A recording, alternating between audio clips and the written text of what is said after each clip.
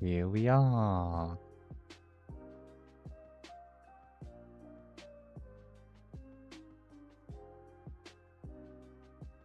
Why?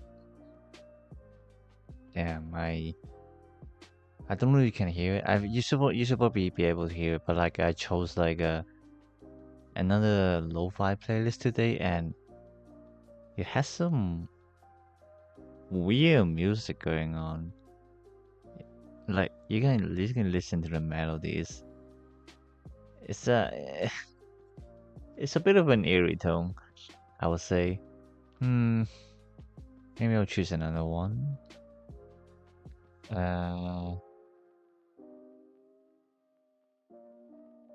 let's see if I skip that.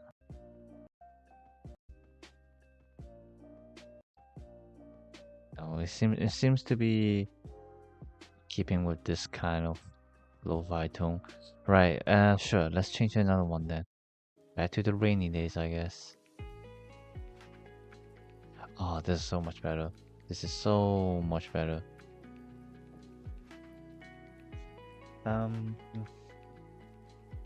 right, actually, I just realized I forgot to set up my second laptop so I could read live chat and everything like that.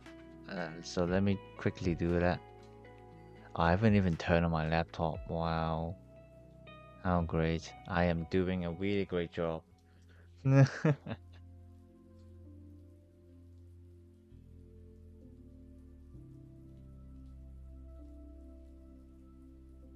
So, so yeah, as the title has said, I finished chapter 2 from uh yesterday. No, not yesterday, 2 days ago. Went through a little bit, so at least it should be readable now, I believe. So yeah, today we'll be reading out chapter 2, and I will do my best to try to what's the word? Voice the character to the best of my abilities. Yeah. Right. So I'll start after I set up my second screen because my stupid head forgot to do that, and it's gonna take a while because my other laptop is really old. Well, old as in like 5 years. So it's gonna take a while to boot it up. Um, and yeah, I'm not using like second screen or anything like that. Like I'm literally using all laptops here. I don't have like a PC or anything like that. Especially since I'm like renting my room right now. Not like this is not a room that I own. So I don't want to set up too many things in case when I had to move and then it's just like what's the word? Just like being a bit too annoying with moving everything. So yeah, am stuck with laptops because why the heck not?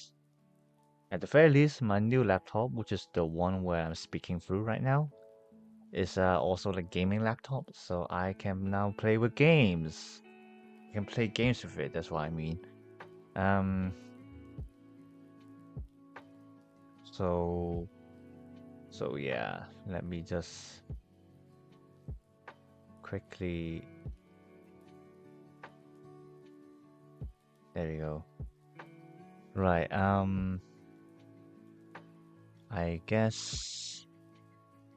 Oh, hello, Dumbspring. Welcome, welcome, welcome. I guess I will start reading then.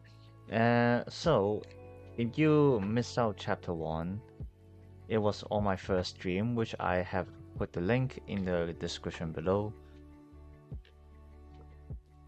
If you want to, feel free to go listen to that one first, and then you can come back to this one later. I don't mind. I mean, to be fair, if you only listen to chapter 2 without understanding what's going on, it's not worth the effort listening to anyway, isn't it? So yeah, but so I will first of all lower the volume of of the background music because it is actually really loud for me. And then right, let's get this started. So the goal today is to read out chapter 2 and then try to write a page of chapter 3. So yeah. Right. So chapter 2, A New Life Ahead. So this is also your room starting from today. Tensor opened the door and walked in first. She flicked her fingers once, and all the oil lamps hanging on the walls were lit. The door was situated in the middle of the room, with one bed on each side. Beside each bed was also a window, with a desk placed close to it. Each bed also had a closet at the end. Unlike the lavish guest room, there was barely any decoration in this room. The floor was made of wood planks, and the wall was covered with wallpapers of black spade patterns. Hensel's side literally had nothing significant. I only made out that she had been using the right side because the right desk had a cue dipping in a jar of ink. She pointed to the left side of the room. That'll be your space. Have a look around, and then we'll head out to get your daily necessities. She sat down on a bed cross-legged, with her back still straight. She said that, but I really did not think there was much I had to check out. I'd been holding some dresses, which Alice gave to me, so I could put them down on the bed, which was already fixed with a covered duvet and pillows. And I opened the closet. As expected, there was nothing there but hangers. I shall get changed then. Ever since I woke up in the guest room, I had been in the light blue pajamas which also belonged to Alice. But she claimed that I could also just take them as my own. I spaced out the dresses she gave me. They were all in very light colors and freely. They were definitely suitable for Alice, but perhaps not so much for my style. I had mixed feelings of whether I should wear them or not. What's wrong? Tensor asked. Is just that I have been frequently training as a knight, so I am more used to doublet and hose. Somehow that felt embarrassing to say out loud, even though I know a lot of women also prefer trousers over dresses, especially when Tensor was also doing the same thing. Turn around for me, she said. I did as I was told. She was holding her chin, observing my body up and down. I could feel my body tense up. Being stared at did not feel good. She nodded a few times, and then finally she stood up and began searching through her closet. What do you think of this? She brought up a white shirt, a ruffle on the button line. It's just plain white, but I think it suits your lavender hair greatly. Tensor stretched out her hand with the shirt. She waited for me to take it off from her, and then she put her head back into the closet. And in the contrast with the light color, she pulled out a pair of black high-waist trousers. I also took those off her hands, and then she dug out a pair of brown boots as well. Come on, we have no time to waste. Get changed. I'll turn around. She slipped the boots into my hands, and then she turned to face the wall while crossing her arms. Thanks, I muttered. I quickly stripped off my light blue dress and put on what she gave me, hoping that I was not taking too long. The shirt actually felt a bit tight for me, and the trousers were evidently longer than expected, most likely because Tensor was taller than I was. The boots also felt slightly loose. I made sure that I fixed the collar, so I straightened up my hair, before asking Tensor to turn around. For a few seconds, she simply stood there staring at me for a few seconds. Whoops, there was a bit of a redundancy there. Didn't realize that. There we go. For a few seconds, she simply stood there staring at me, before telling me to sit down in front of the mirror, which was by the desk. She gently lifted up a strand of hair on my left side and asked, May I? My heart was pounding out of nervousness, especially when she touched my hair. My instinct was still causing me to repel from her. However, I tried not to act that so distant. It would be rude of me to react that way. I did my best to hold down my body so that it would not suddenly jerk up. Go, go ahead, I muttered. He then proceeded to tie my hair up, giving me a half upside braid on my left side. Looking at the end result, the corners of her lips raised slightly, and her eyes were certainly reflecting her spirit. I gently caressed the braid. It was firmly tied up, with almost no strings of hair sticking out. Do you do the hair for Alice every day? I asked. Yeah, it's part of my job as the personal guard. Technically, there are also other servants who fulfill that role, but Alice prefers having me to help her out. I can see why. Thank you. No problem. Before we get going though, we had to make up a fake name for you. Eh? You're still being pursued at the moment, and while we can guarantee your safety as long as you stay within the Kingdom of Cards, we'd like to avoid giving out any hints if possible. That I understood where she was coming from, but I could not help but to feel reluctant about the decision. I had technically already abandoned my family to survive, and now I had to give up my actual name, albeit temporary as well. It just felt like I had to abandon my complete identity.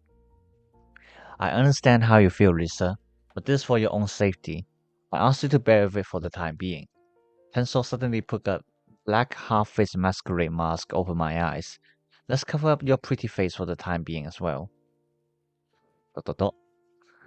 Alice's palace was situated in the city center. Walking out of the front door, we simply had to walk through a garden to reach the front gate. And then the other side would already be one of the busy roads where horse carriages ran along. We walked through the front gate, where two guards were on duty, one on each side. In subtle armor, they were wearing white cloaks with blue blades patterns, and funny enough, caps and bells. However, suddenly one still would not want to approach them casually, as they were holding really sharp spears as well. As usual, a lot of my characters, I mean, obviously it's a fan fiction, so a lot of my characters are based on the spirit cards in the Saga game. So I'm not gonna mention explicitly which one they are. If you're interested, try to look them up yourself. You can try to find them. It's like a little game for you. As Tensor walked past, he saluted and said, "Good work, you two." And in response, both of them straightened off their backs while also saluting. "Yes, good work to you too, Dame Amali." Ah, before I forget, Tensor put out her hand at me. Starting from tomorrow, she'll also be one of Princess Alice's personal guards. I think, yeah, to change the wording here. So because she is talking to someone else, it's better if we put her Royal Highness here. Starting from tomorrow, she'll also be one of Her Royal Highness's personal guards. Her name is Sally. Be good to her. The two guards stared at me for a second, probably wondering why I was wearing a mask. Following their heads at me. It's nice to meet you, Dame Sally. Ah, yes, I'll be in your care. I lowered my head to them as well. Tensor smiled. Alright, shall we get going? I nodded in hesitation. The two of us waved at the guards for the last time, and we turned our attention to the busy town.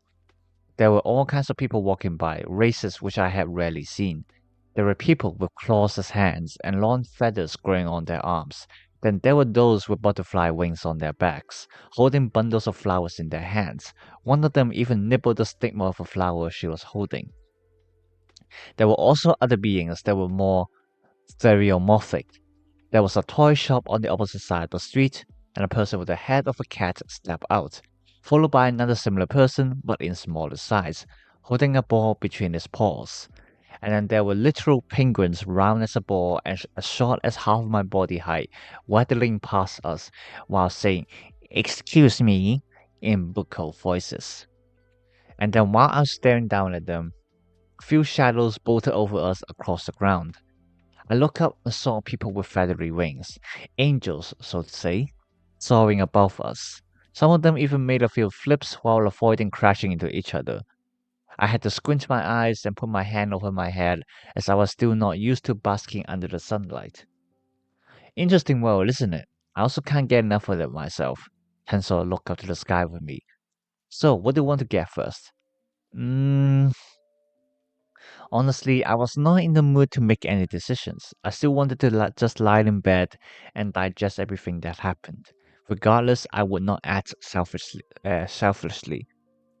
But seamstress is coming for me tomorrow, right? So I suppose I do not have to worry about clothes right now. For now, I think I will get a toothbrush, and a notebook and quill and ink will be nice as well. Hansel pointed to the next corner of the street. Let's head to the pharmacy first then. Actually, it would be a good thing you also stock up on some medicine. Medicine? That is a random suggestion. I don't know what I should get. I never had to worry about what to take, since every time I was sick, there was a Nemi who arranged everything for me. I could recognize the difference of appearances between medicines for different illnesses, but I never knew what they were called to figure out for myself at the pharmacy. I can understand that. I'll help you out with what to pick. Hansel paused her steps as she turned to me with a serious expression. I don't mean to dampen the mood now, but you have to take care of yourself now. Of course, I'll be around, but that won't always be the case. I. My vision was glued to the ground. I know. Hello, Fenty. Welcome. Let me drink some waters.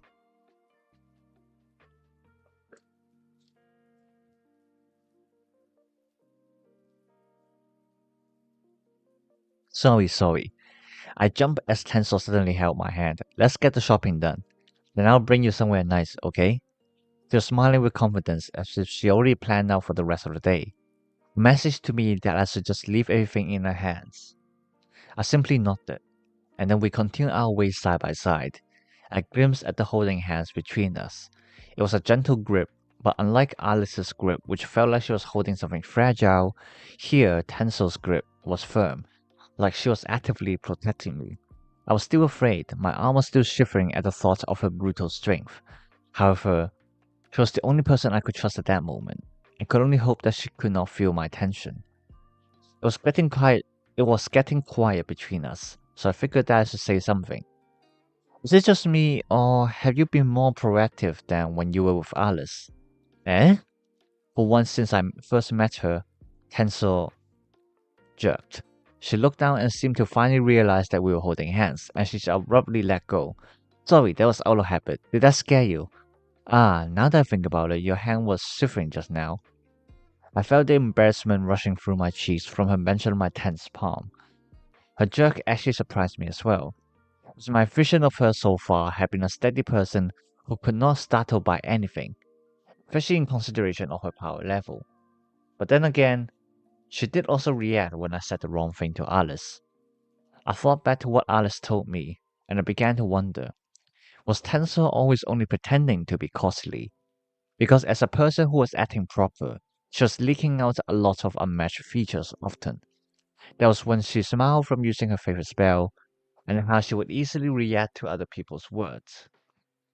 Then I also only realized at that moment that she had been using a casual tone towards both me and Alice, which was a strange thing considering that she was struggling to call Alice as Alice instead of Your Royal Highness. No, but my brain was spinning to find the right word. You seem to be a little more approachable now. It felt like you were keeping your distance from us while we were having lunch. That's Tensel's sigh. Sorry, my mind is just somehow treating you like my younger siblings right now. That's how I used to act around them. Used to? I asked. Yeah, they're not around anymore. Tensel's eyebrows relaxed. She looked ahead as if she was staring directly into the distant past. I wanted to utter something. There were no words from my mouth. I could not relate to her, as I was the only child in the family. After she pulled me along for a few more seconds, she said, "Ah, we're here." We had reached the pharmacy while we were having small talks. Walking in, and all I saw was first a long wooden counter, with chairs lined up along it. Behind the counter were bottles and bottles, all stacked up in rows on shelves, and the shelves were so tall that I did not think any human would be tall enough to reach the top. Yet, I did not see a ladder anywhere either. When we entered, the little pharmacy was in complete silence and not a head seen. However, I could sense that someone was there via the shadows.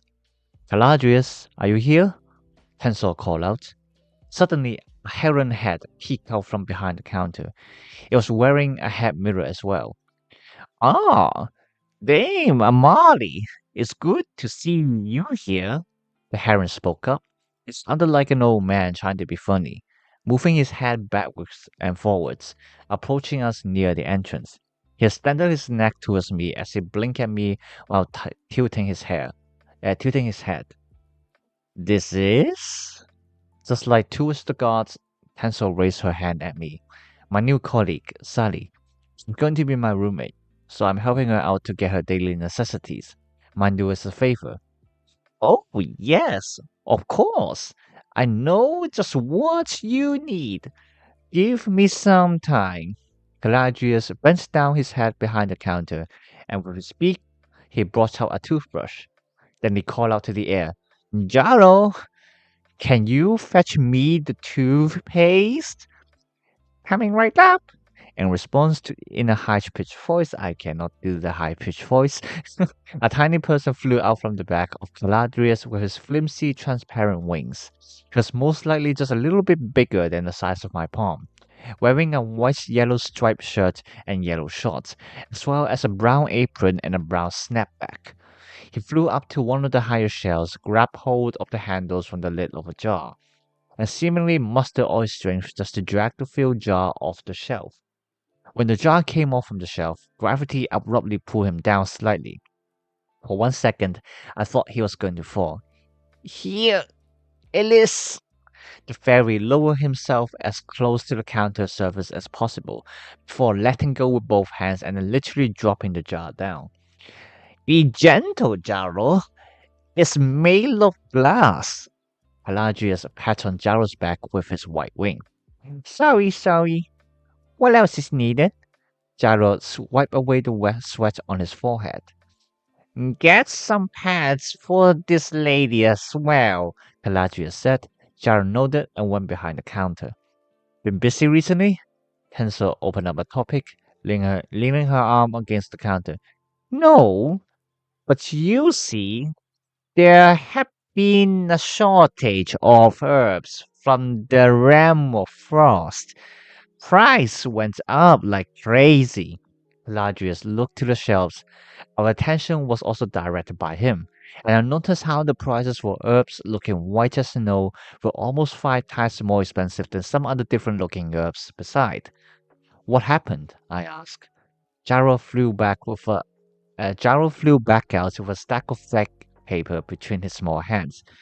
I heard that there have been some disturbance at the giant beast forest, where the herbs originate from. What's even crazier is that there have been reports of the giant beasts themselves running out of the forest. Hansel frowned. Is that so? May I ask about the significance here? I spoke up. Outside the realm of gloom, I had only traveled to the kingdom of cards, so I was unfamiliar with everything else that had been happening outside of these areas. Unless it was I cannot speak. Unless it was politically related. I had certainly heard of a species called the giant beast, but I never knew that they had a forest to themselves. Hansel turned to me. Right, yes, let me explain. Giant beast forest is basically the territory of the giant beasts. Most of this kind are born from there and inhabit it for most of their lives. So if a large amount of them are running off from there, something is driving them away. Pelagius cut in. And then there were also reports of hunters attempting to investigate the issue, only to get flattened by something so huge that they could only run away, Zara added. Interestingly, the reports came in with different sightings. Some said they saw a lion, some said it was a goat, and some witnessed a giant serpent. That is certainly interesting, I commented. Hallucination? That can be the case. Someone must have cast an illusion spell inside the forest to create chaos. I genuinely don't see how such a beast would have gone unnoticed for so long, and then just randomly decided to show itself. Tensor looked at Caladrius and Jaro. I'm sure this has affected other businessmen as well. I'm not sure the kingdom can do anything about it, but I'll refer the matter to Her Royal Highness at least. Thank you so much. Now, here's what you asked for. Caladrius pushed his products to us with his wing. Thanks. I'll get some potions for magic replenishment as well. And also, what herbs do we have today? We haven't restocked yet, so we only have Echinacea. After saying that, Caladrius signed to Jaro, who then flew off and returned with some purple flowers in hand. I'll take some of that as well, and I think that's everything for us. Sally, do you need anything else? No, I think that is enough at the moment. Then a question rose in my head. I was surprised that I only thought about it at that moment. I do not have the money though, I just realized. How do I pay? Tinsel took out her wallet. That's fine, I'm paying for everything today. That's under the order of Princess Alice. That's under the order of. Let's just change this to Her Royal Highness. I just keep mixing up some terms because, like, sometimes when I write, I just kind of forget about what kind of scenarios the characters are in. I grab her arm. Wait, wait, wait, but is that not still your own money? How am I to repay that? I had lost my home already, so even I have lost my home already, so even alright, I added an extra prep preposition there. Confused myself a little bit. I had lost my home already, so even if I were to survive long enough to return to the Arch Kingdom, all my properties would have been lost, probably stolen by the government. Don't worry about it. Her Royal Highness will compensate me one way or another. Her eyes avoided my attention. Though knowing her, I bet she's just going to return the favor with snacks and more accessories. Not that I mind. No, no, no, no, but even then, how am I to repay Her Royal Highness? I do not have any way to earn money yet. What are you talking about? You're now employed as her personal guard. That's your job. And the kingdom will pay you sufficiently. If you're really that concerned, I suppose you can ask them to deduct the living costs from your pay. Anyway, we can expand on that later. Hansel shoved her hand into her wallet, grabbing a few notes and coins out. If my math is correct, this should be the exact amount. Pelagius spread out the notes and coins with his wings. Yes, is the correct amount. Meanwhile, I quietly watched the whole interactions. It saddened me to think that I was practically being pushed around by everyone around me, while I had no choice. That's good to hear. Tensor took the large paper bag that Jaro had packed for us in the meantime. She stepped out the pharmacy and I followed her from behind, still dumbfounded about what she told me. At the same time, I was amazed at how careless all three of us were. We just assumed that we knew things about each other and then forget to elaborate.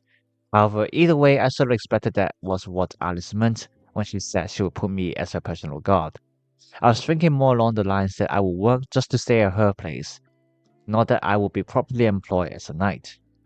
Before I exited, I did not forget to turn around and wave goodbye to the staff. Caladrius simply lifted up his left wing while Jaro swirled around him. I called up to Tensor. We walked down the same street for another few minutes, and we reached a bookshop. Upon entering, we were greeted with rows of bookshelves, all packed with books filling in every gap, under some very dim lights. A bell hanging on the door chimed as we stepped in, and in response, a voice of a mature woman welcomed us. I looked to the direction of the voice, saw a single woman sitting behind the counter. Probably a single person here would be better. She had long pink hair tied in a braid, resting on her right shoulder. Eyes were blue with shades of yellow and purple, reflecting under the dangling ceiling light. However, what was the most noticeable were the folded feathery wings behind her back. She was from the angel race. Hansel approached her with a light wave. Hey Suriel, how's everything going? Ah, Dame Amari. It's great to see you again. Have you finished the last collection you bought from me already? She put down the book open in her hands. Hansel rubbed the back of her head, seemingly embarrassed. No, not at all. I barely started it actually. Been really busy recently. Her Royal Highness has been giving me some really difficult missions, so I couldn't stay on my feet for long. That's unfortunate. Well, I do hope you finish them soon so we can discuss it. The angel then furtively gazed at me. May I ask who this is? Sally, she's my colleague starting from today, so I'm just buying daily necessities with her to get us settled in. Do you have any notebooks available? After Tensor had introduced me, I made a slight bow at the angel. She smiled sweetly at me. Certainly, let me get them for you. She turned around to her bookshelf as she kneeled down to open the cupboard to take out a brand new notebook. Here you go. Anything else you need? She asked. The quill, I murmured. I have spares, so don't worry about it. So don't worry about that. The ink as well. Uh, Pencil set. Let me just quickly add some things in. There we go. Then she directed her attention to the notebook. I've never seen that notebook before. Is it a new product? Pencil gestured by putting out her hand. Julia instinctively handed the notebook over. Hansel lifted it up and flipped it over, sliding her other hand over the surface of the cover to feel the detailed patterns skillfully carved out. It has an explicit design. What is it made of? She asked. Poison lizard, a native species of lizard originated in the realm of flame. They are extremely poisonous and their bites are strong enough to crush stones. In fact, stones are part of their diets, as minerals within the rocks are nutrients to them. That also causes their skins to harden, which makes them very good material for book covers. However, recently the civil war happening in the realm of flame is getting more and more fierce. It becomes hard for hunters to chase them down when the environment is life-threatening. As such, it's quite a luxurious item to obtain now. Regardless, as you said, it has an explicit design, which is why I recommend it. Very good to look at in your drawer or on the bookshelf. Realm of Flame, huh? Yeah, things are getting out of control over there. And so rubbed her chin. Not just that, I also heard that active volcanoes in the area are also erupting even more frequently. For whatever reasons, a lot of the citizens there had already lost their homes. The news has said it, right? Her Royal Highness has sent out rescue teams to save the refugees. Conversations like these really make me admire Alice's abilities. Yesterday, she planned out a mission to save me, and today she sent out a team to save other people. I had wondered if that was what it meant to be in the royalty. It definitely felt the complete opposite to what the Phantasm Archkingdom was doing. That's right, I'll also be there to help them out tomorrow. How much is this, by the way? Hansel shook the book in her hand. In response, Suliel simply raised all five fingers on one hand. My guts were telling me that was not right, but before I could voice out, Hansel had already put the money into the hands of the smiling shopkeeper. He took the book and stuffed it into my hands, pushing me out the store while bidding farewell to Suriel, the shopkeeper. Hansel suggested heading to the market next. What will be buying? I asked. Mainly some ginger, but also you may want to look into buying some snacks. Why ginger? And I think I'm fine without any snacks. Even if you will be compensated later, I just feel bad buying so many things right now. Don't feel bad about it. You always need some snacks to last for the day. She leaned her face close to mine and whispered, especially when Princess Alice can be quite something to handle. I could imagine that. The ginger's for if you catch a cold, she continued, is way better than taking potions. I frowned, sensing that she was sprouting nonsense. How so? Do potions not heal you immediately? Why would they be less effective than methods that simply relieve your symptoms? Don't look at me like that, though I suppose my reasoning is hard to understand, since I don't have actual evidence. But to make it short, potions are more like placebo. They make you feel better, but they don't actually heal you. While you're continuing with your daily life, your body is still functioning as it is. Worse than usual, actually, since it also has to take care of your illness while you're unaware. Let me ask you this. On the days when you were sick, after you stay active for the day, would you just immediately fall asleep when you lie down in bed? Well, if you ask it that way, then yes, I just fell asleep immediately. I thought it was just because I had a productive day. No, that was just the poison effect running out, as well as your body telling you to rest. You then have to take potion every day for at least a week, because that's actually how long your body needs to cure the sickness if you're being active while sick, not because you need to take 7 days of potions to heal. Tensor, Tensor shoot the paperback, whereas if you simply intake some herbs and foods that are effective against the illness, you just have to rest in bed for a day, and you'll be completely fine again the next day or two. Most of the time anyway. Huh. I still found her words unbelievable. That was mainly because I never heard of her method. I was always taught the most effective way was just to take potions for a few days. But after what she mentioned, I thought about my performances during the time I was sick. It was true that my visions were not as clear as usual, and my memories were also slightly blurring, and my thought process was a lot slower, even if I managed to be even slightly productive. At the very least, Princess Alice tried my suggestion a while ago when she was sick, and she approved of the method, so that's at least one guarantee. Hansel winked at me. But if this is so effective, why is no one else applying this healing method? It was actually an ancient method before potions were invented, and some people still use it nowadays. However, especially among the higher classes, potions are more popular, simply because it means you don't have to skip a day of doing nothing, and that works better for the workforce. Since rescheduling just because a worker is sick is a burden to everyone, and it means those who are sick don't have to spend a day of paid vacation just to stay at home and rest. However, relying on potions will put a toll on your body and damage it in the longer term. I was staring at her, and I did not even realize it myself. Tensor turned to me. What is it? I jumped. Ah, sorry, I was simply wondering how much you knew, even though we are roughly the same age. Tensor gave a faint smile. Don't compare yourself to others. Compare yourself now to yourself yesterday. That's good enough. Besides, she looked straight ahead. It's normal for kids like your age to be ignorant. Consider yourself lucky. Uh, but I paused my step. But Tensor continued her way. It took her a few seconds to realize I was behind. She turned back and tilted her head. What is it? I had many questions, but at that moment, my instinct was telling me that I should not ask about them. So I simply shook my head and called up to her. Nothing. I shall keep that in mind. So this is where you wanted to bring me. The two of us were sitting on a grass patch just under a tree, looking up to the sky. I was also holding a muffin in my hands with a bite already in my mouth. Do you not like it? Well, suppose I simply did not know what to expect. I looked around. We were at the edge of a large grassy area, surrounded by trees hung with green leaves, an extremely rare sight in the realm of gloom, a common in the realm of radiance. The sun was beginning to set, so the sky appeared to be in a shade of calming orange, with clouds in a mix of blue and purple silently hovering over us. Other citizens were casually strolling past. Some of them were kicking some balls they brought to the field, and some of them were singing elegantly at the corner, while some of them were literally just chasing around each other on four limbs. I would almost cry at that moment. There was a sense of melancholy welling up inside me. It was a scenery which I wish my parents and Nemi could see with me.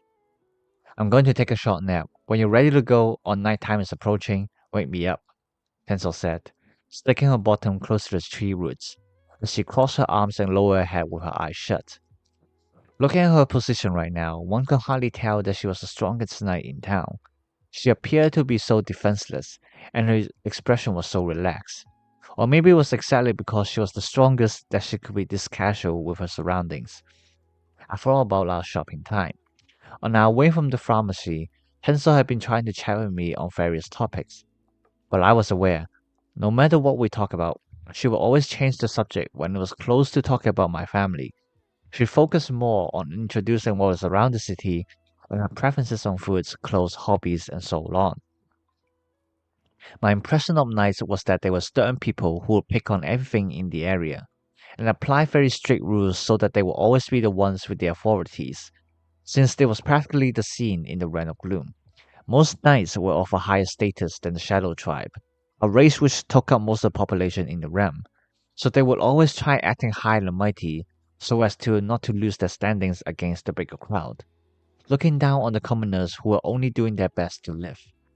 However, when I was walking past the market with Tensor, almost everyone who knew her seemed to see her as a friend, actively greeting her, always smiling at her, waving at her and begging for notice. We once stopped by a fruit stall to buy some fruits, as Tensor insisted that it was always healthy to keep some fruits in the room. Even though she was only trying to buy 2 apples, the stallholder was determined to just give her 4 more for free. We once stopped by an accessory stall. While Tensor was gazing at some necklaces on her own, I whispered to the stallholder, I'm curious, does she always come to the market? Ah, yes. Dame Amari always looks after us, making sure that everyone is safe. She's often around since Her Royal Highness likes shopping around this area, and when she's alone, she always asks around for updates, so that when Her Royal Highness visits us again, she knows exactly where to go.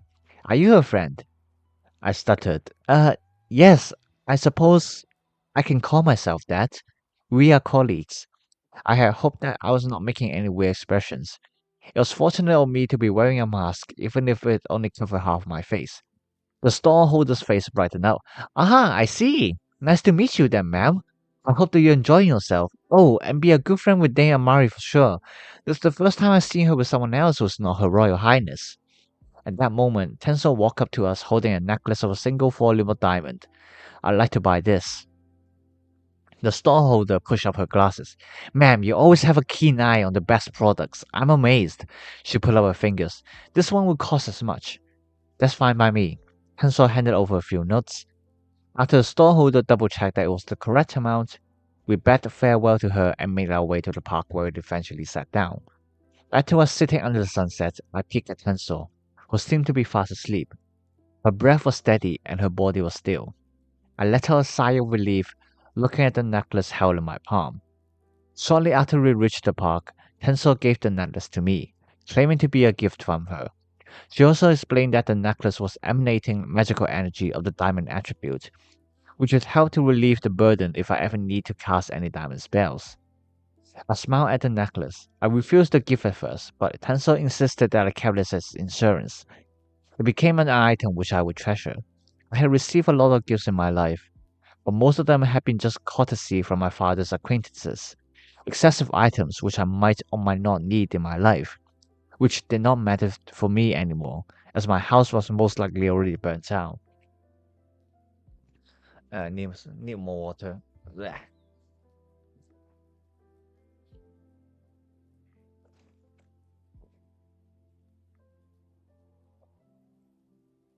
The diamond was glittering under the sunlight.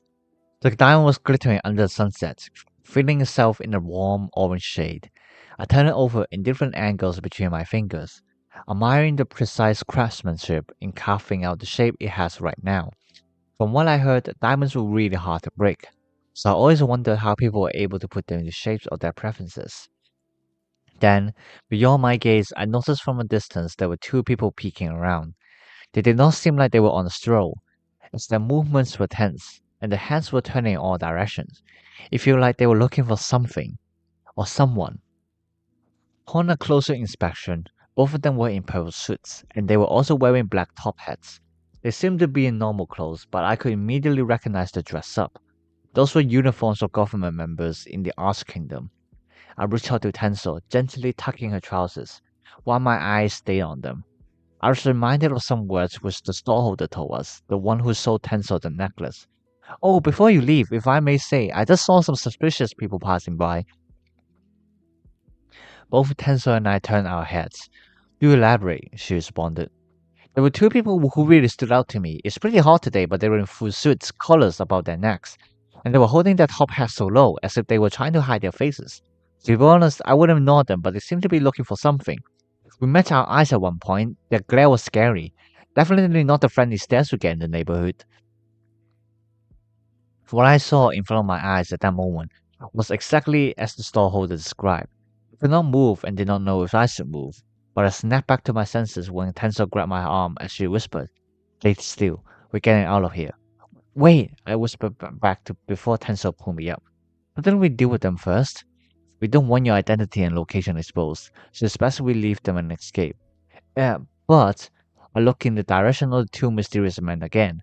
It seemed that our abrupt movements had caught their attention, and they began moving towards us. "Crap, let's get going." Tensor pulled me up so I could stand on my feet. And when we turned around, another two people jumped onto us. They were both in the same purple suits and top hats. "We found you, Rissa Camelot. Now be good and come with us." One of them spoke and began making their way towards me. Tensor put her arm up in front of me as she stared at the man in suits. "You had to get past me. You said it yourself." The person closer to us pointed his index finger at Tensor's chest. "Magic, poison shot," and shot out a disgusting purple beam. I panicked, but Tensor did not move an inch and simply let the spell hit her. The spell simply fizzled on her. All of us were stunned at the scene. The other man took over and cast Corvet at Tensor. The spell took away a huge amount of physical strength from the user in exchange for very strong magical absorption effect. Tensor pushed me away, then purple shades came out from the opponent's hand, enveloping Tensor's body. However, before I could even react, she already broke out of it and scrapped. Then she launched herself forward and punched at the person who cast Corvet. That person immediately fainted on the ground. His strength was depleted by his own spell after all. The other person who cast Poison Shot came charging at her in return, but Tensor simply launched a kick at his torso and he immediately fell to the ground as well, unable to get up as he was shivering in pain. I guess spies just aren't fit for physical combat after all. Hansel crossed her arms as she looked down at them. I was also relieved that it was over so soon. But I was wrong, as a purple smoke was creeping into sight, blocking my view of Tencel. Eh?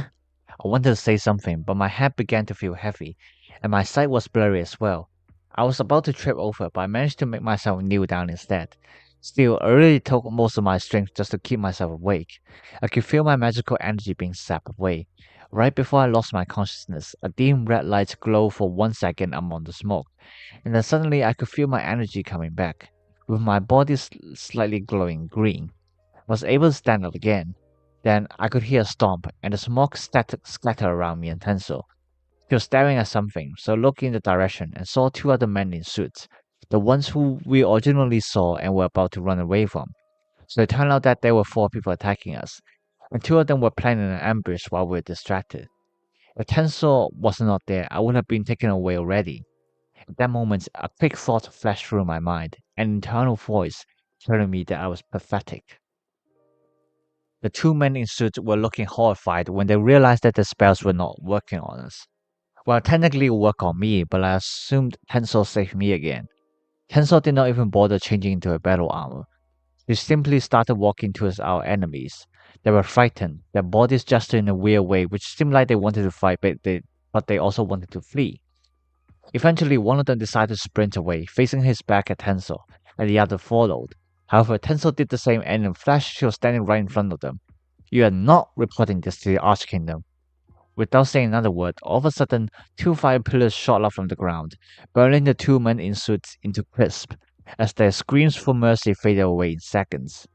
My legs weakened at the sight. I was once again reminded of how powerful Tensor actually was. Those 2 fire pillars were definitely spawned by her, and she did not even flinch when there were literally 2 people burning to death in front of her. Our eyes met. Tensor walked to me and held my hand. Are you okay? You look really pale. I My eyes averted from her gaze. I had promised Alice that I would try trusting Tensor, but in the end I could not put down my guard. Tensor seemed to have caught up with my thoughts. She only sighed, not bothering to comment on my feelings. Instead, she reminded me that we were being attacked and that we should leave the area first. I let her continue holding my hand as we fled from the scene. I looked around, and of course, the commotion has led to passers-by looking at our way. Fortunately, when we were talking, we're standing between some trees behind the bushes. The others might have seen Tensor, who was dealing with the men in suits out in the open, but they should not have seen me. We took an unpopular route in the park, so there were not a lot of people who saw us. They went through the back alleys, and then Tensor jumped up high into the sky, pulling me along with her, and we landed on the rooftop of a 2-story building. We continued our way, with Tensor still guiding me at the front, her hand holding mine tightly. We jumped over rooftops, with some angels noting us from above. But Tensor did not care. We were running at high speed, so the angels would not be able to see our faces well. Eventually, we jumped over the gate of the back garden and landed onto the palace ground. The security guards were alerted as they sprinted towards us. But once they recognized Tensor's face, they lowered their guard and instead asked about what happened. We got attacked, but I dealt with the intruders. Please arm yourselves and keep up the defense of the palace. I shall report to Her Royal Highness about the issue. After the guards scattered, Tensor led me back to the room I woke up in. She told me to sit well as she went to fetch Alice. Very soon Alice showed up with a worried expression.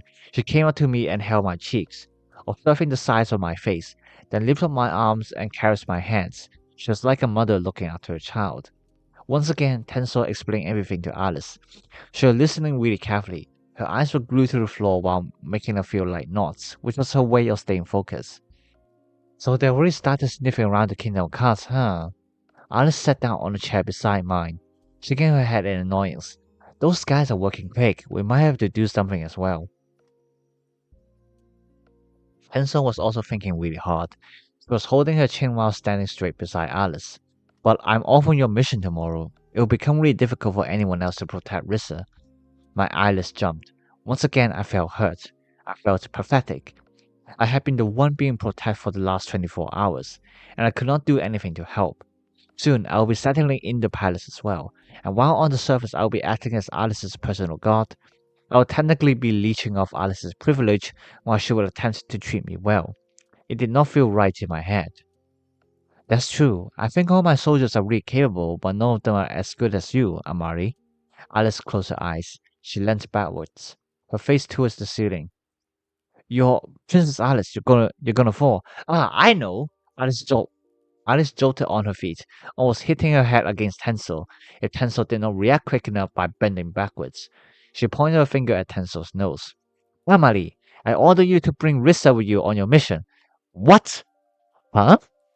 Wait, Alice, what are you talking about? I screamed at her.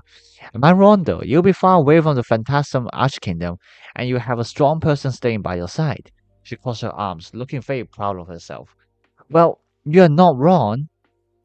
My mom was frantically spinning, trying to think of a counter argument. But, I cannot possibly be bothering Tensor when she's doing her job. I would just be a hindrance. Alice had a side glance at Tensor. Was she? Princess Alice's request would never be a hindrance, she answered plainly. Am I just a job to you? I could not help but to retaliate. Actually, I guess I am. Don't worry, she doesn't mean it that way. She tapped it onto Tensor's shoulder with a thumbs up. I guess that's settled then. Shook my head. Wait, but would you not still need a personal guard, even if it would just be by name? To be honest, Tensor said, Princess Alice is probably the last person in this palace which needs protection. Then why are you even here? It's simply finding skills to keep me nearby so I can do the errands for her. Tensor helplessly sighed as she shook her head, while Alice was chuckling playfully beside. This, I, that was so ridiculous. I knew that Alice would make some unreasonable decisions, but when I experienced it firsthand, it was a whole nother level of bother. Look, I'll be fine by myself, and you'll be fine with Amari as well. So let's say that's the plan. So let's say that's the plan then, okay? Alice really did not allow me any chances to retaliate. She patted me on the shoulder as her voice suddenly turned soft. Take it easy today, okay? Things have been rough for you. Just let me handle the rest. She then nodded to Tensor. Tensor responded with a small bow. Then she picked up the items we bought today. Let's head back to our room, she said. She only took a peek at me, and then she started walking towards the door. I glanced at Alice. The blonde-haired girl simply smiled at me. I felt really confused. It did not feel right for me to just follow their orders, but it seemed like I had no choice at that moment. So I got up from my seat and chased after Tensor, who was already almost halfway down the hall. I finally caught up to Tensor. She was being quiet, walking in a set pattern like a control puppet. I hesitated, but I spoke up. Do we agree with Alice's decisions? Well, she is the princess and the empress to be as well. It's not like I have any say on it, even if I'm considered her close friend. Are you concerned? You can go back and discuss with her if you want, though I doubt she will listen. No, I did not know what to say. I simply sighed. Never mind, I understand what she's doing, but what about you? Are you fine with me following you? I feel like I will be a burden. As I said, if it's a mission given to me by Princess Alice, then I will follow it through. However, if I have to be honest, then I am a little bit worried that I might not be able to protect you. I'm gonna drink some water.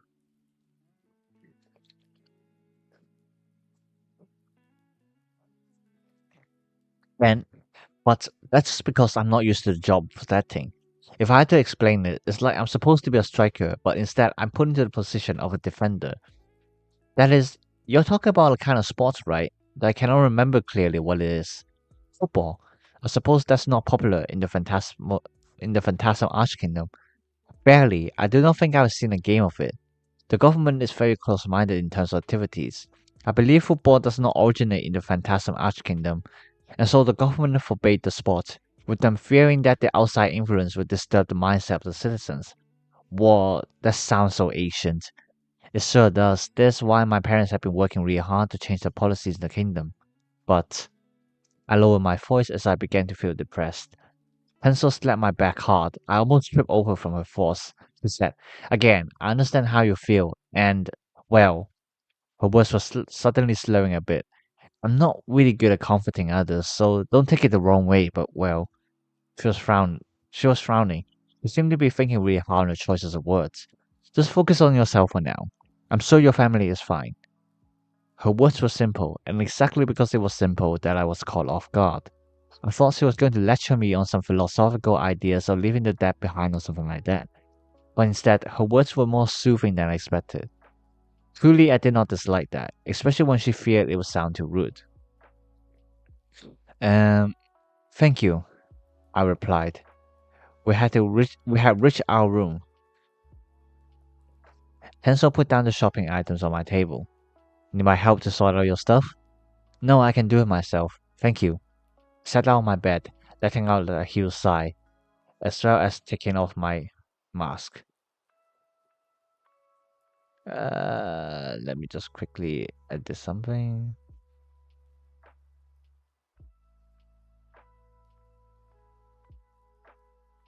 On the other hand, Hansel opened a closet as she took out a blazer identical to the one she was currently wearing, and swiftly swapped the two, throwing the one she was wearing during the day into the laundry basket beside her bed. She was already prepared to leave the room, but before she did, she turned to me. I'll bring you some food later. For now, just rest yourself here. We're setting off to the Random Flame early tomorrow. Do you need anything else? No, thank you for asking, I replied. Hansel simply turned her head away and walked out the door. After she closed the door behind her, I immediately lied down on my bed, attempting to think about something meaningful, so that it would feel like I was spending my time well. My mind has naturally drifted back to the events of the night before. Images of my parents and Nemi appeared in my head. I tried to relax, but it was like my brain was preventing me from experiencing peace, torturing me further by reminding me of the pain of losing my dear ones. I did not know when, but eventually I fell asleep. It was a dream which I still remember till this day. I was in a shadowy space, and there were echoes of voices surrounding me, piercing through my mind with phrases. You did not deserve this. Just die already. Why are you even here? I closed my eyes and covered my ears, but those noises still remained in my head. I shivered as I felt a presence in front of me. As I opened my eyes again, someone was standing there. I could not see their face clearly, but from their silhouettes I could tell that they were supposed to represent me. What do you want? I shouted at them. In response, a strong aura began emitting from the silhouette. It was a strong wind of oblivion. An immense sense of grudge was seeping into my soul, making me almost breathless as my knees became weakened. While I was kneeling on the ground, the silhouette approached me, and from its back it took out a red orb, shining so blindingly. Something was attracting me to it. It was calling out to me, and I felt like it was something that I wanted for all my life. As my hand touched it, darkness rushed out from within the orb, and my senses became pitch black. I gasped loudly as I opened my eyes wide. Sensor was standing beside my bed, observing my expression with curious eyes. I realized that I was breathing heavily, with the pillow under my head completely soaked, and so were my clothes, which were still the ones I'd been wearing on my outing with Tensor. As I paid attention to the room a bit more, I noticed that the lighting was really dim. It reminded me of my old room, especially with how only lanterns were lit on the wall. It was clearly nighttime already. I had fallen asleep for quite a while. Are you okay? You're sweating a lot, Tensor commented. I rubbed my face with one hand as I groaned. I think so. Just had a really weird dream. What time is it right now? It's 11 p.m. I just got off from my duty. I did come back once just before dinner to see if you're up for it, but since you were sound asleep, I decided not to bother you. I looked up to her. She was in two pieces of thin white pajamas, long sleeved, and trousers instead of skirts. She also let her hair down, but she looked like a girl for once. I see. I guess I was really tired. I held my head. I could feel a slight pain under my skull. It might have been because I had slept for too long, or maybe I was sleeping in a weird position, or there were some other reasons. Are you hungry? There won't be much, but I can grab you something to eat from the staff kitchen. Ah, I would be grateful if you could do that, I muttered. Hansel nodded and left the room. Around 10 minutes later, she came back with a plate of sandwiches in her hand. She put down the sandwiches by my desk, and then from behind her desk, she took out a folded table, unfolded it, and placed it in the middle of the room. She took the sandwiches and put it onto the unfolded table and sat herself down right beside. I'll go to sleep after you're done. You still don't know the way to the kitchen, right? She said. Thanks. I pulled up my chair from the desk and also sat myself down. Staring at the sandwiches, I realized that there were pieces of meat in there. Are you sure I can have that? Even the meat does exist in the palace, is that not too luxurious for just servants? I asked. Don't worry about it. All ingredients were from the staff kitchen. These meats were intended for us to consume. Princess Alice has been making sure that we're well fed. Tensor turned her chair around and leant herself against the back of the chair. I, I grabbed a sandwich and stared at it while my hands were pressing against the bread pieces. Is there something wrong with it? Tensor asked. I do not know. Maybe it was the weird dream that I had, but I just did not have any appetite. There was a sense of guilt lingering in my thoughts. I then proceeded to explain to her what I saw in my dream while my memory was still fresh. Tensor crossed her arms after listening through. Survivor's guilt, I presume. That's about your own mentality, which I cannot solve for you. But you need someone to talk to. I'm all ears. As for the red orb, I wonder if your body is reacting to something. Maybe like this? From her pocket, she took out a red gem the size of her palm, glowing faintly in the dark. Despite its small size, I could feel the immense presence of energy emitting from it, making me feel like I was pressing against something. This is, I muttered, a soul core, she replied calmly. I had never seen one before. It's practically a sa- it's practically a hazardous item, she explained, with only a few individuals being able to handle its power. You can imagine it's radioactive, but twists the magical energy within our bodies. For most people, even touching it can cause their magical energy to dissolve completely and they'll simply cease to exist. But for some individuals, like me, they can harness the power from it. While it's in my pocket, even it may become uncomfortable for some people who stay around me. I sure it's safe to present it in front of me then. I do not know how to react to a soul call, since I had never seen one before. I only heard of it from my parents' acquaintances. The fact that you can still casually sit here tells me that your body has a level of compatibility with the soul core. Maybe it was because you were being distracted by a lot of things, but at least from my observation throughout the day, your body isn't reacting against it. To be honest, I think it's worth doing some experiments on you to see what kind of ability we can discover from you. She put away the soul core. Abilities, huh? Well, my parents had actually made me do a few tests before, but it was to no avail. In this world, some people were born with gifted abilities. Sometimes they were unique, and sometimes those abilities were common enough that they were given a collective name. Of course, it did not mean that the other people would just become useless in the society, as they could still develop their own skills in the future, but those with gifted abilities definitely had a head start in their lives. What do you mean? Tensor asked. I was taking a bite of my sandwich, but I put it down. It had been 17 years, almost 18, since I was born, and my parents had made me participate in all kinds of lessons, just to see if there were any hidden talents within me. However, it seems that I am just an ordinary person.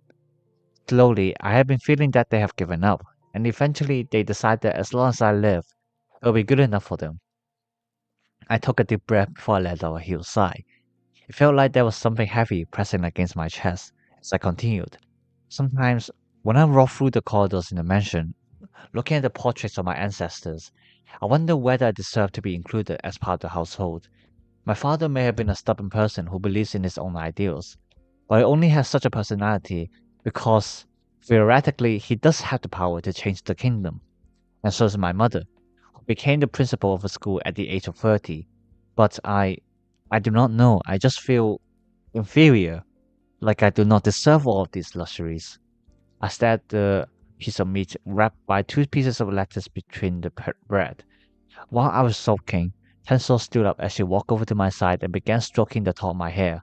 You're only 17 years old, don't think too much about it. I looked up to her. Are you not only 1 year? And are you not only 1 year older than me? Why do you sound like an old man? I suppose at this point I technically am. Huh? Tensor sat back down opposite me. Listen, as long as you continue to live, there are limitless possibilities for you to decide how you want to live and how you see yourself. Though most of the time you struggle to find your position in this world, eventually you will realize that it all doesn't matter. She then pointed at the sandwich in my hand. The same goes with all the privileges you're receiving. Just like how some people are born with talents or prodigious minds, you're born with wealth and opportunities from your family and friends. Treat it as a gift from the world in celebration of your existence. Enso was smiling at me, but her eyes were telling me of her solemn thoughts. She continued, I can't help you to find your meaning of life, and I know that you're still suffering from being separated from your family. But at the very least, I can guide you to some temporary targets for you to get distracted. Status, how about you join me on my little expedition? You'll be a great help to me. How so? You'll be a source of my power. And that is the end of chapter 2. Uh, I think I did alright on this. I mean, obviously, there will still be a lot that I had to change, but at least, at least as a draft, I think it's good enough. My throat is really dry. That was a long read. Still not longer than chapter 1. I actually read relatively quicker this time.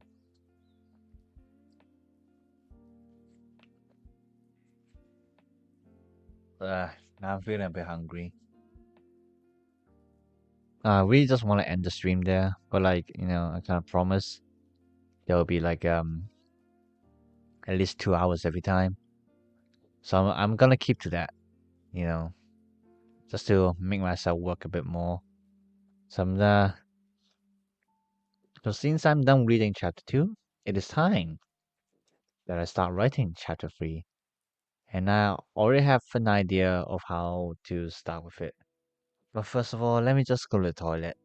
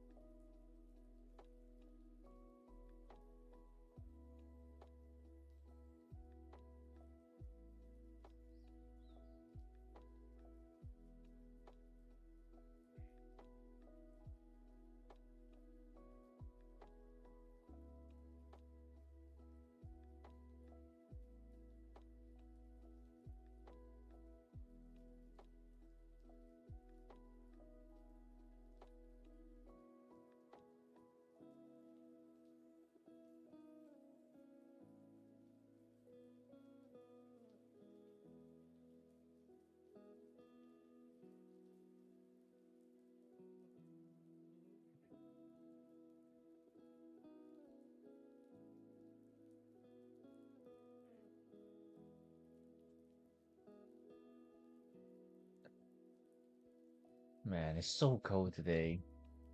Oh, I don't understand. It's not even. Uh, September hasn't even ended yet. And sorry, it's so cold. All right, all right. Let's get this going.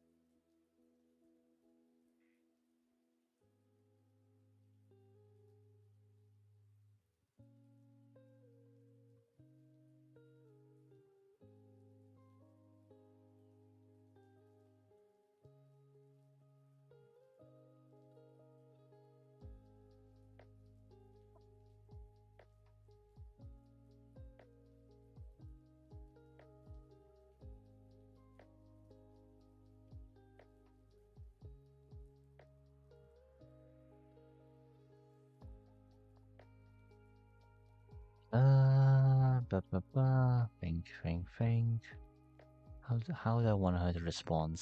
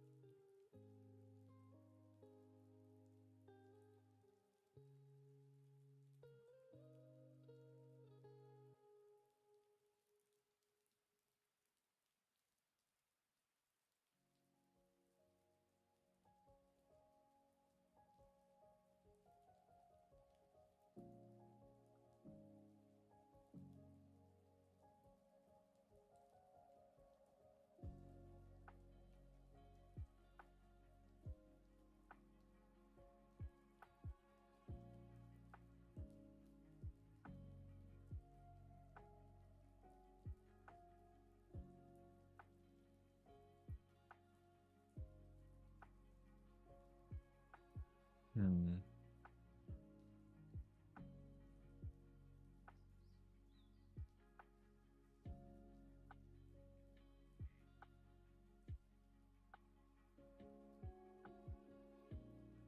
I should have eaten something before I started the stream, but then like I wasn't hungry enough yet to actually eat anything. And then the problem was I didn't even have any snacks. And so I just decided to just drink some soup and I thought, yeah, this should be enough, but of course it's not.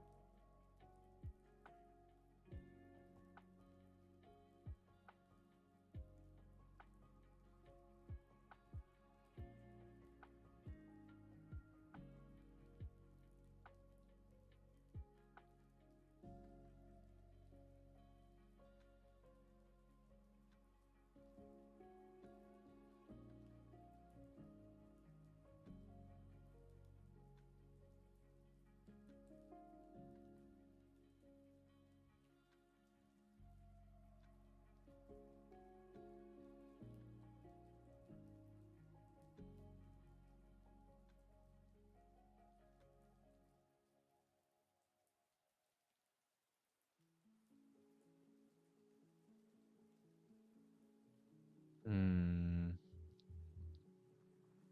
I feel like I still want to make Amani like a more like stern person, so I don't know if I want to make her look like she laughed. Hmm.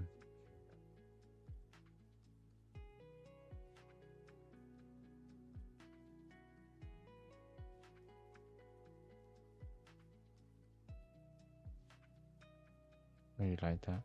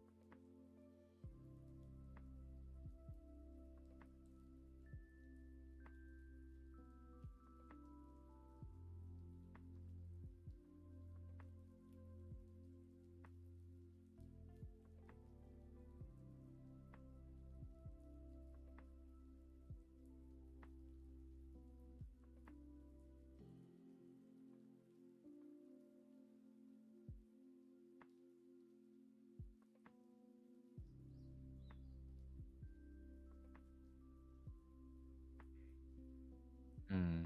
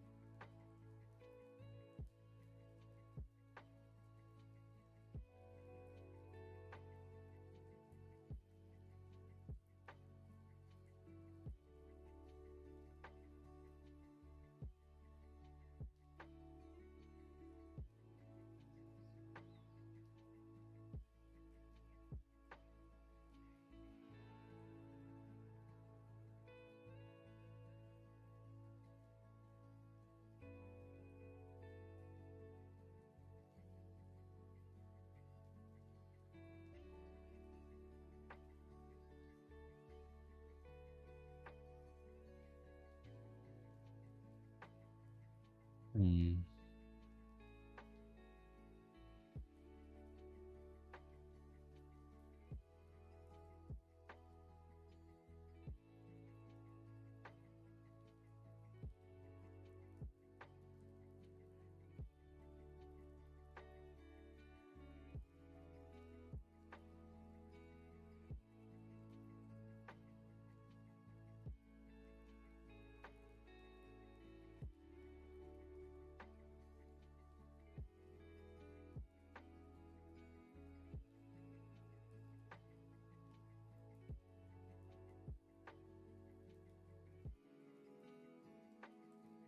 Think, think. How do I want to write? Hmm.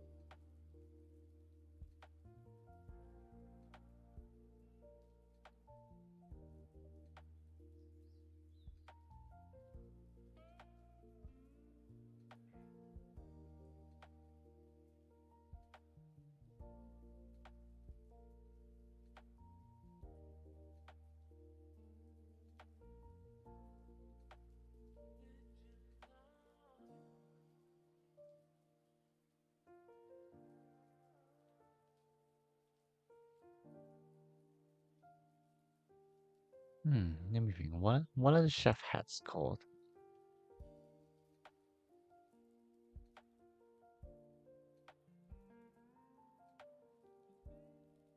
Pork blanche.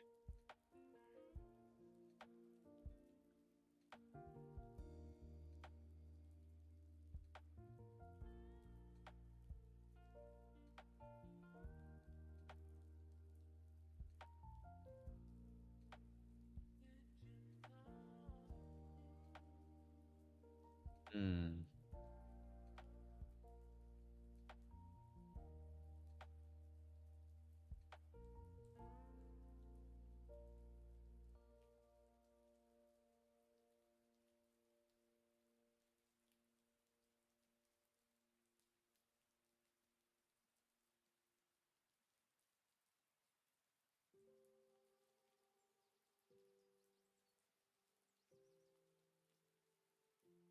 I'm just thinking I should bother to describe how the chef looks.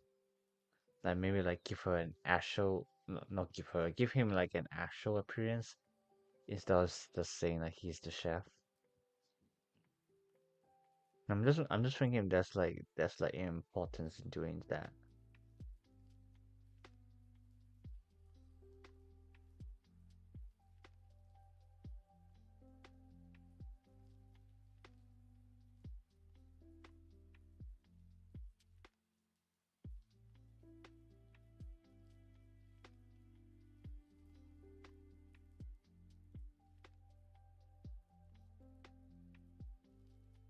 Probably not actually.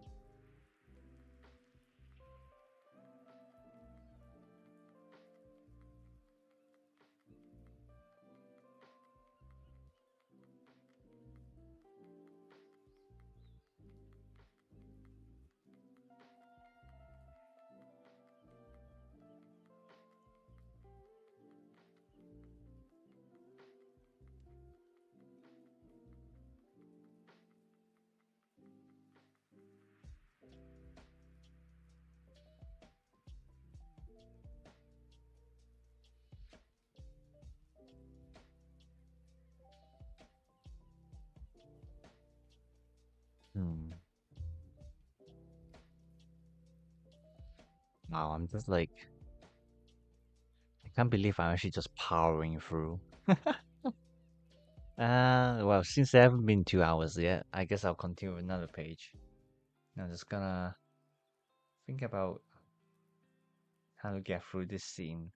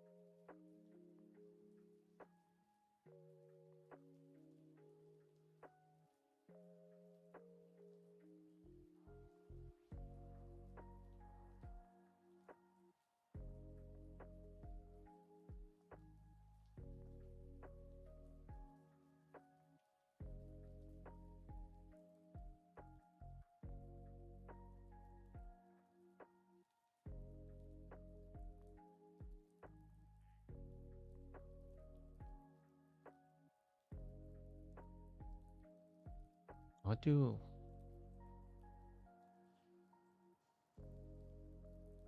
dance? I think that's what you call. Yeah, I guess you can call it that. Yeah.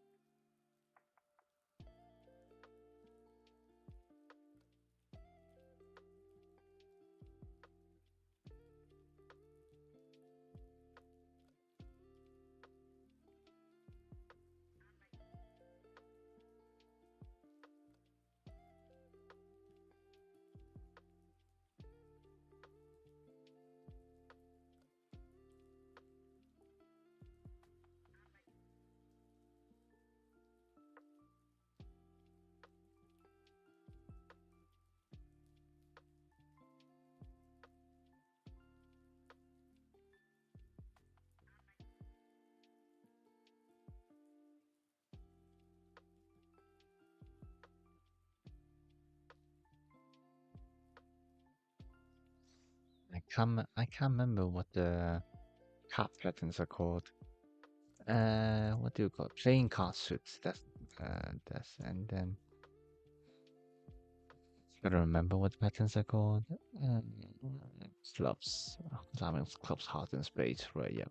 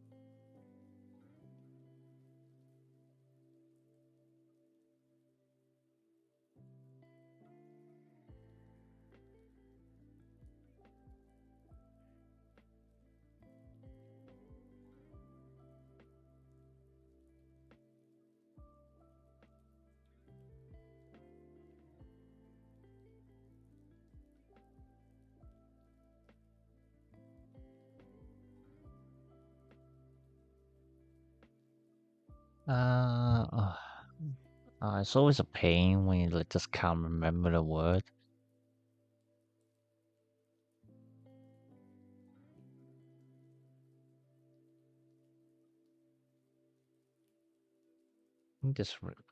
I think that's the word I want.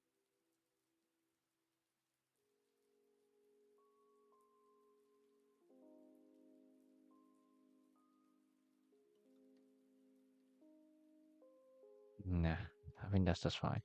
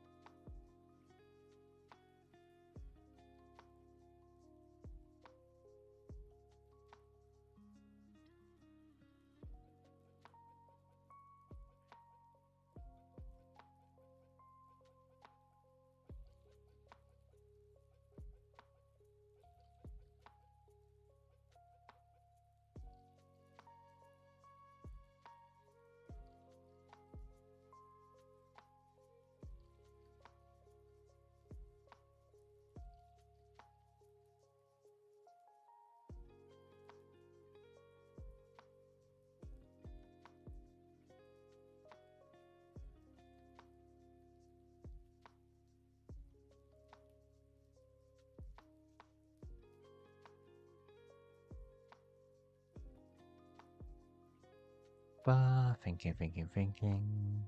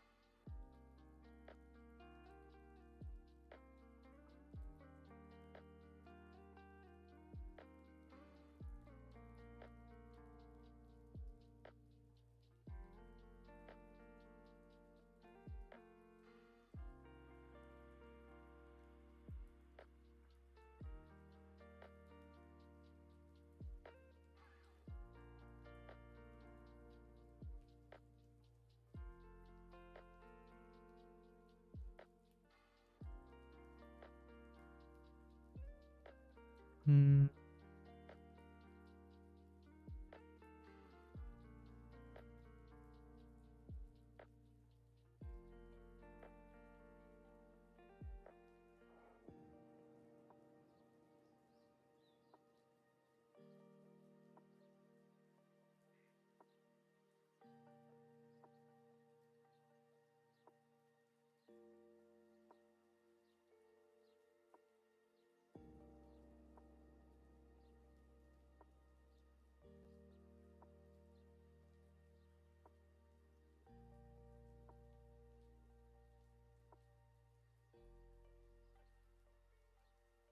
The Ren of Diamond, no, the Ren of Frost, that's the name.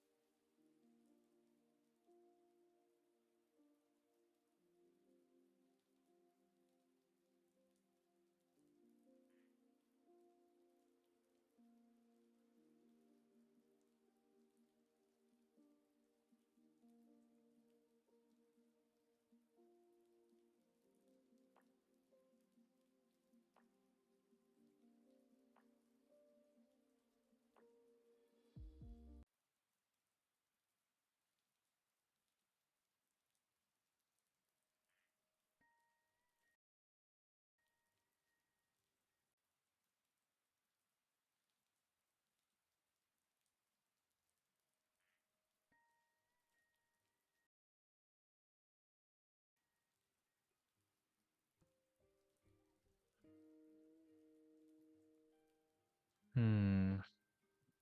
I guess it'd be nice if I maybe discuss how Alice's room looks like, but I actually never thought about that. Uh, let's let's let's find some pictures, shall we?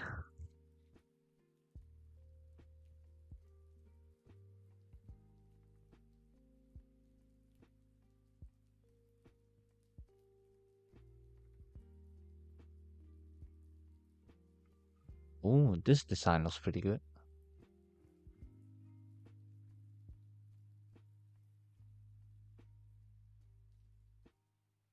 I think I'll just go with that one actually. Yeah,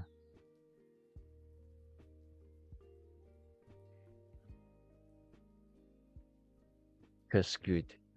Yes, pictures are good.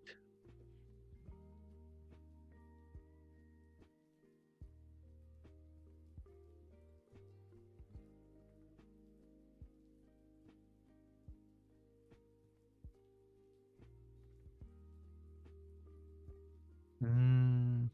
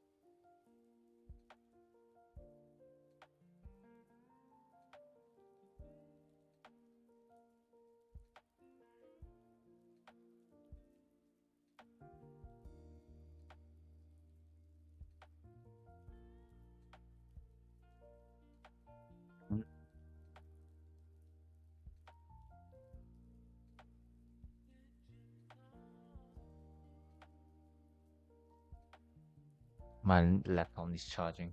Give me a second. Well, my other laptop, not the one I'm streaming.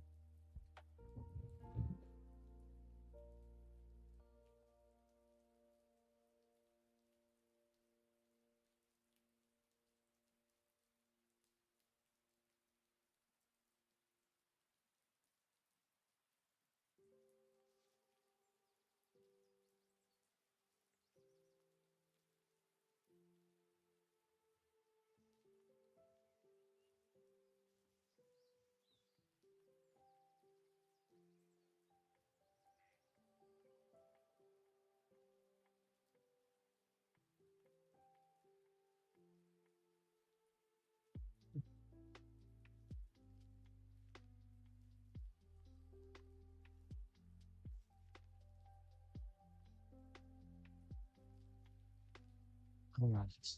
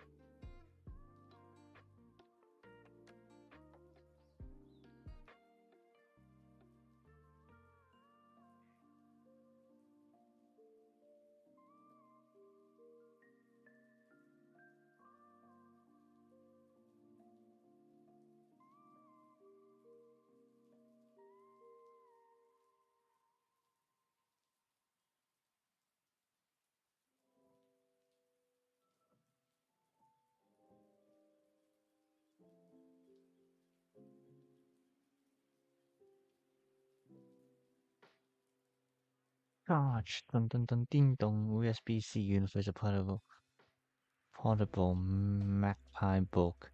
Endless creativity on the go. What kind of advertisement is that supposed to be?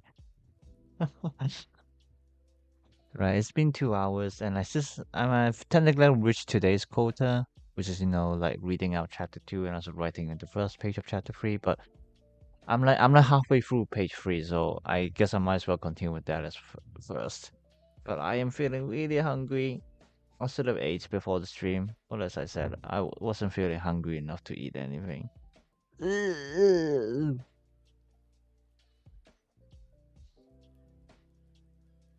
But yeah, actually, as I said, I'm the kind of person who's like just like right as my idea goes along. So I didn't plan bell sound, bro. And so I didn't plan to have Alice with such a bad sleeping posture. But then as I was writing, I realized, oh my god, that would actually be a really interesting contrast. So why the heck not?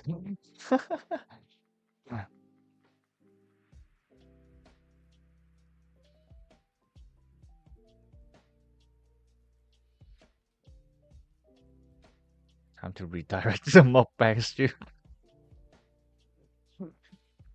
Bro, I actually hate mukbang.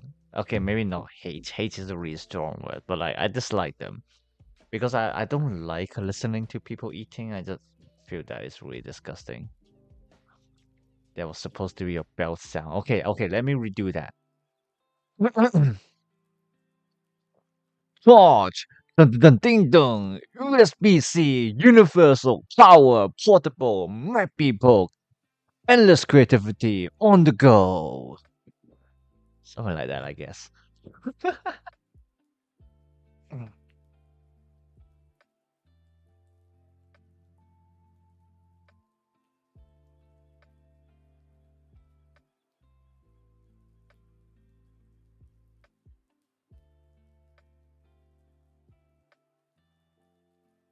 Uh, yeah, I'm just like reading messages on like Messenger right now.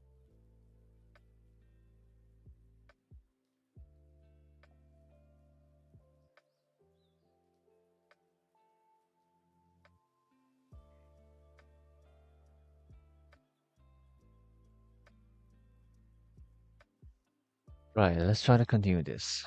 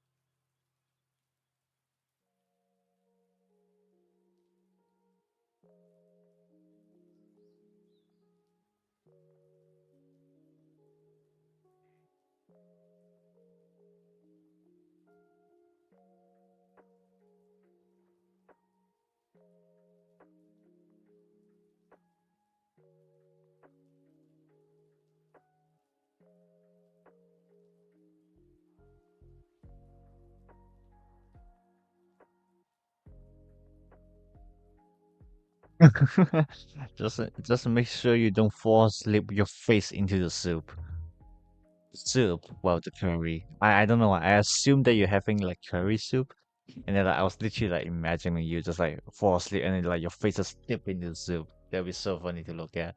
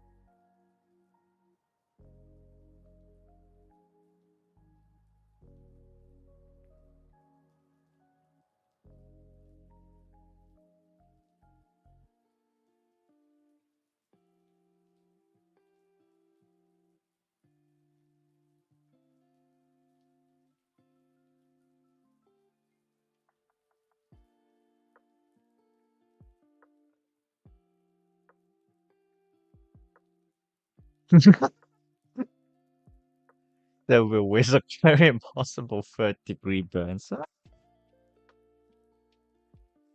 Hey, I mean, we're just gonna do it on cold curry, am I right?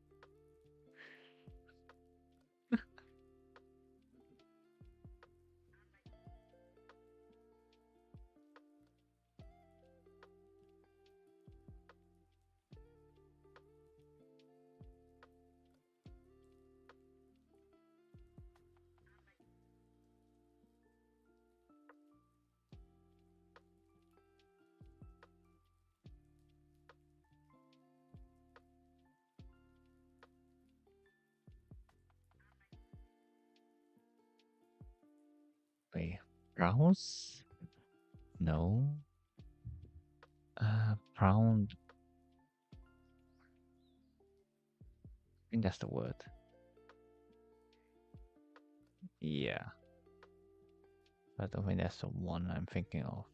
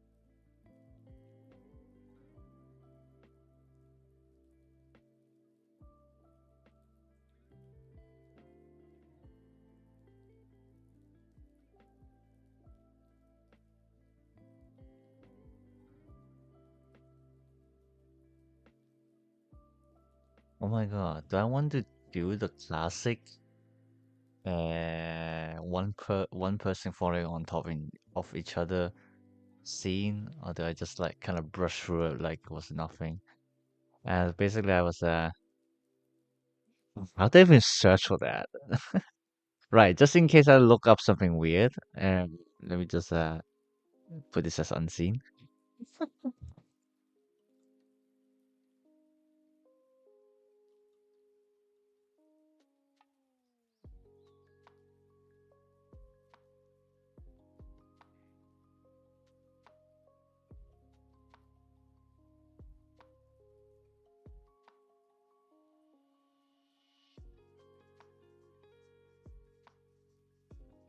Now, I mean,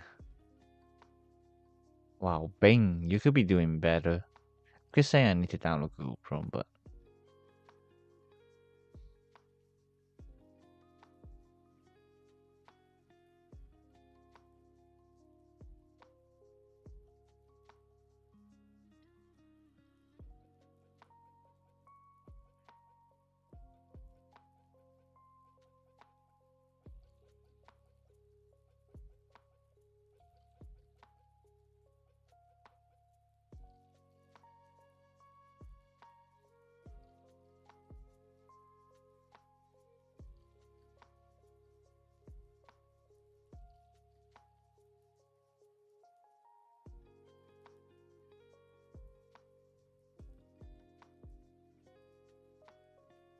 alcohol. What do you mean alcohol?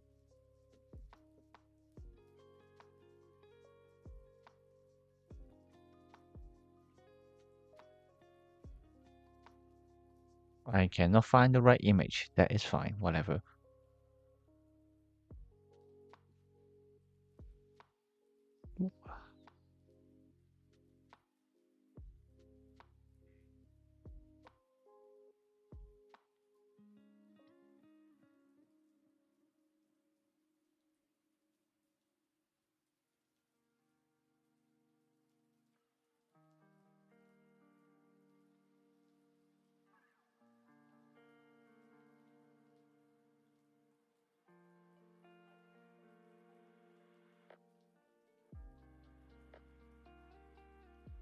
Curry and alcohol. I suppose, yes. I suppose that's kind of like something that you want to get together in one meal, I guess.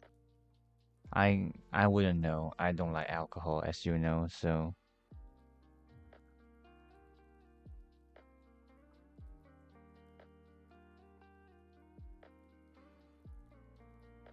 I'm drinking. Why are you? He just seems to be drinking all the time. Whatever.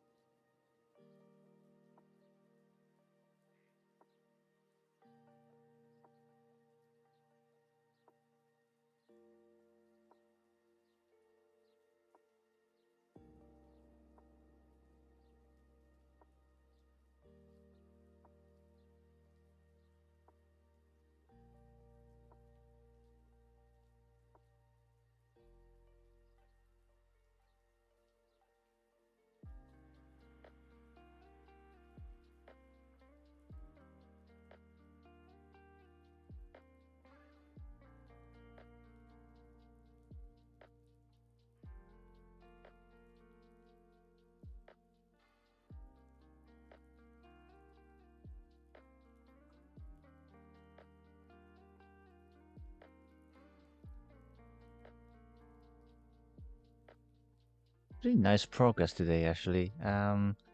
Read out chapter 2, wrote 3 pages of chapter 3. Yeah, that seems good enough. I I will probably have another stream on Monday. It's not like I don't think there's anything planned to do yet. So yeah, I guess I'll see you then. Thanks for coming, and I will see you next time. Bye bye.